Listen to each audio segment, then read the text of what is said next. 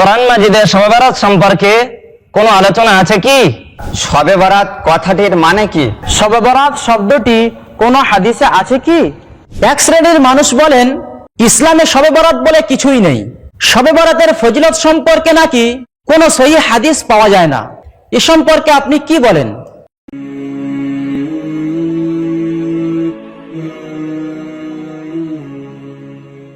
হযরত, শবে বরাত কথাটির মানে কি? শবে বারাত মানে মুক্তি রজনী। এই শবে বারাত কথাটি দুটি শব্দ দ্বারা গঠিত, সব আর বারাত। সব কথাটি ফার্সি শব্দ, এর মানে হলো রজনী। আর বারাত কথাটি আরবি শব্দ, বারিআ ইয়াবরাউ মিন বাবি সামিয়া ইয়াসমাউ বারাআতাম মিন কাযা। এর মানে কোনো কিছু থেকে মুক্তি পাওয়া, নাজাত পাওয়া।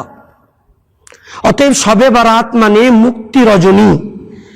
যেহেতু এ রাতে বান্দারা গুনাহমুক্ত হয়, আল্লাহ তাআলা অসংখ্য বান্দাকে জাহান্নাম থেকে মুক্তি দেন, তাই এ রজনীকে শবে বারাত তথা মুক্তি রজনী বলা হয়। শেখ, শবে বরাত শব্দটি কোনো হাদিসে আছে কি? শবে বারাত শব্দটি হাদিসে নেই। হাদিসে আছে লাইলাতুল নিসফি মিন শাবান, অর্থাৎ শাবান মাসের মধ্যম রজনী। এটাকেই আমাদের উপমহাদেশের পরিভাষায় বলা হয় শবে বারাত। যেমন নামাজ শব্দটি কোরআন হাদিসের কোথাও নেই। কোরআন হাদিসে আছে সালাত, তাই বলে কি আমরা নামাজ কায়েম করব না? অনুরূপভাবে রোজা শব্দটি কোরআন হাদিসের কোথাও নেই।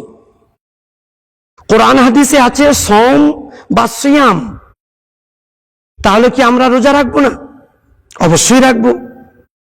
অনুরূপভাবে যদিও শবে বারাত শব্দটি কোরআন হাদিসে নেই, আছে লাইলাতুল নিসফি মিন শাবান, তাই শবে বারাত নামক ফজিলতপূর্ণ রজনীতে ইবাদত উপাসনা করায় কোনো অসুবিধা নেই।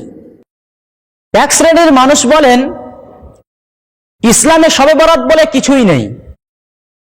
শবে বরাতের ফজিলত সম্পর্কে নাকি কোনো সহিহ হাদিস পাওয়া যায় না। এ সম্পর্কে আপনি কি বলেন?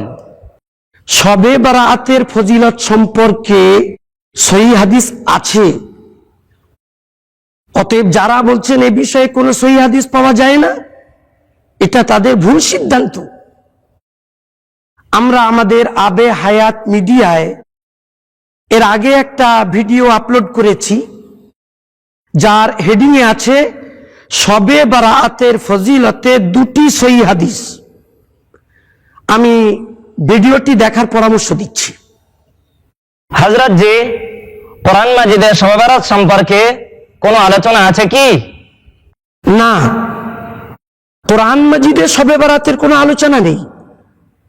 শবে বারাত অর্থাৎ লাইলাতুল নিসফি মিন শাবানের আলোচনা আছে হাদিসে। অতএব এটা হাদিস দ্বারা প্রমাণিত, কোরআন দ্বারা প্রমাণিত নয়।